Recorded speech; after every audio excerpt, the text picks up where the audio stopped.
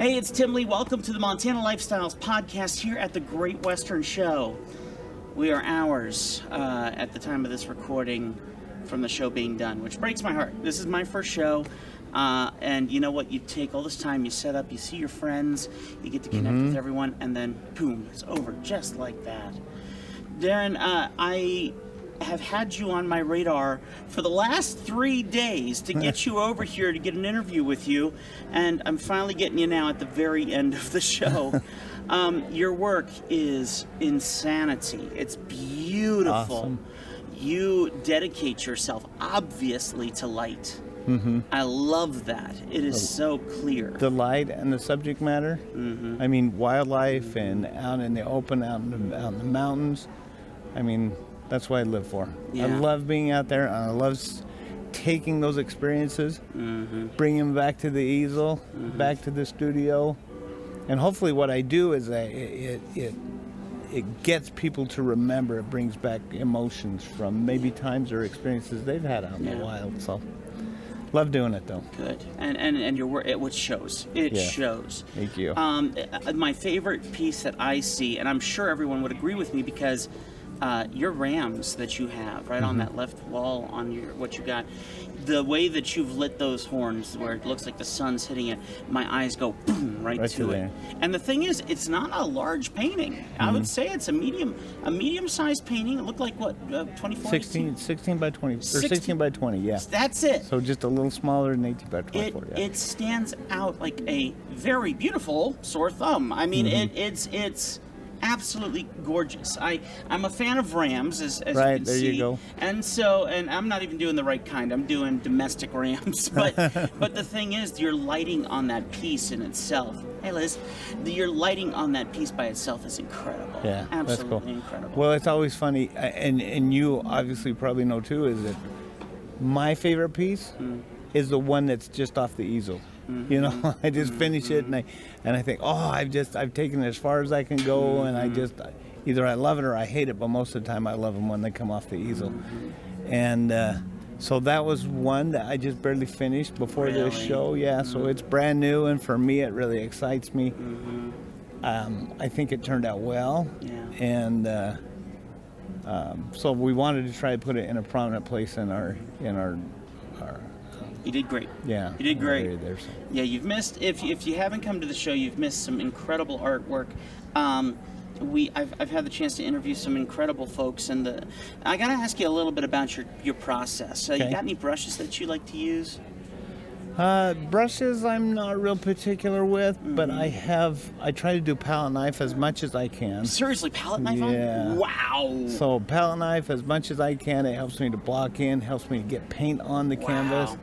And then I'll take my brushes after that, and so not necessarily a favorite brush, but palette knife.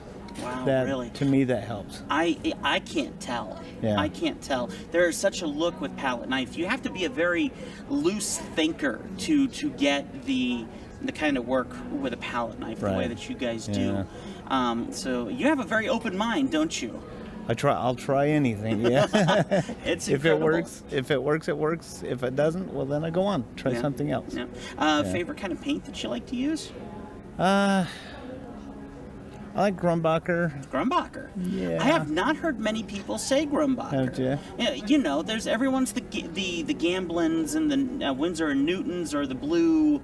Oh, I forget the full name of that one. Sorry, guys. And Gamblin too. Yeah. I have a bunch of Gamblin too. Yes. So why do you like Grumbacher though? Well, I think it might be more of the Gamblin nose. That's what I have. Yeah. So, but I do have some Grumbacher, but I think I have more Gamblin. Yeah. Come to think about it, so. See, I was ready to learn a new technique on the benefits of Grumbacher. I'd be totally okay it was with more that. Gamblin. Yep. Yeah, that's right. Oh, and that's wonderful. And then any mediums that you like to use? No, I try to go just straight. You take the long dry times. Yeah.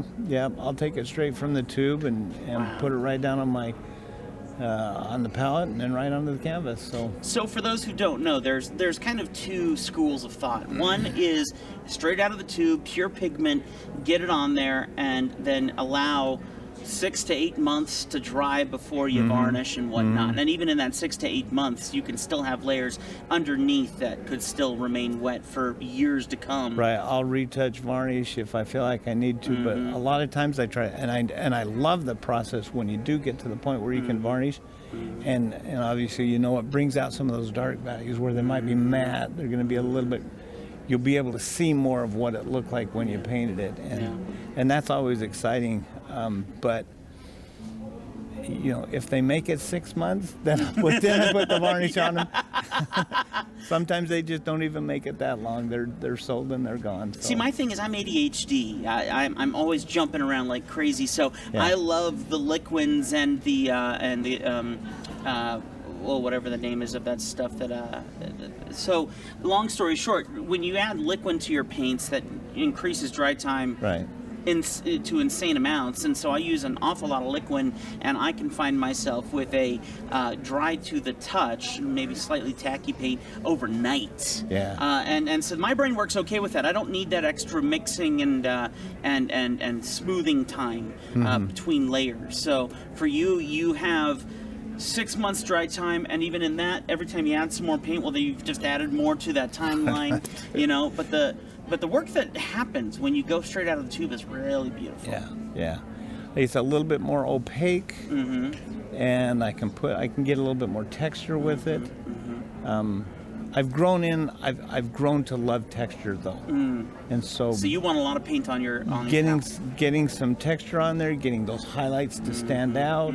I think that helps to create just maybe even a little bit more. You talked about that ram painting, and I put on the eye.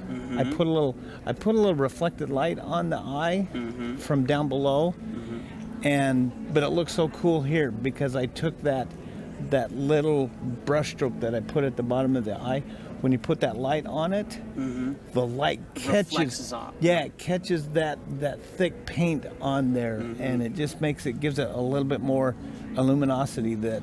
And it increases the shadow. It didn't quite have before, and it creates a shadow too. That's right. Yeah. I know that there are so many schools of thought when it comes to how you apply the paint in a horizontal method, so that when you put your lighting up above, or however you point your light, that's going to be the most reflective and intense, because you have purposefully built the paint not only in a vertical sense as you're painting, but you're painting in a horizontal sense linearly, so that when that light hits, that gets the best view of it. And that is a beautiful science. It creates another level with that. So it's beautiful and that excites me too. Yes. Oh, that's wonderful. Since we're at the end of the show, by the time this goes out, the show will be at a close and time is done. I love helping get those post-sale phone calls and texts and things. Where do people find your work? So DarenWilding.com, and in Facebook, Instagram, it's Daren Wilding Studio. So just add the studio if you're going to any of the social media sites. But spell it as you think it's spelled. He doesn't have any weird letters in his name. You're safe. Nope. So like DarenWilding.com is just DarenWilding.com. And trust me, you need to see his work. You will love it. Yes. Sir, I always have some special things that I like folks to sign for me. Oh, nice. This is a very special hat for me. I asked my wife to marry me with wearing this hat. Would you please do the honor that's special then. Would you please do the honor of having your signature on there? And then I'm also going to have you sign this magazine for me. I love having a magazine of all the different people that I got to interview during the show. Very good. Folks, we're brought to you by Johnson Madison Lumber. They take very good care of our podcast. You can sign wherever you want. I'm going to do it right here. Perfect. And left-handed. Oh, sweet. Oh, he's going lefty. Yep. So, and now, folks, when it comes to Johnson Madison Lumber, if you need any kind of construction stuff, if you're building your future home, whatever the case may be, jmlumber.com is the place to go, jmlumber.com. And then also, humongous thanks, Treasure State Lifestyles Montana Magazine, for supporting this podcast and making it a reality. Hope Good and her team are beyond incredible. And of course, great show. Great show. Make sure to come down and see it. And next year too. Next year especially. We'll be waiting for you. And then also big thanks to Farron's Furniture for supplying these amazing chairs chairs for our interviews. They're very comfortable and to make my booth look awesome and make everyone jealous who walks by. Yes. This is the Stressless line of their furniture. Please go and see what they can do for you. Farron's Furniture right here in Great Falls. And saying that, make sure that you follow us on social media. Hit that like button, subscribe, leave a comment down below if you know Daren's stuff. Tell everyone how amazing his stuff is. We deeply appreciate it. And we'll see you on the next episode right here, the Montana Lifestyles Podcast. Thanks for watching, guys. Thanks, guys. Appreciate it. You and bet. I need you to sign this up for me, too. Okay. Of course. Thank you so much.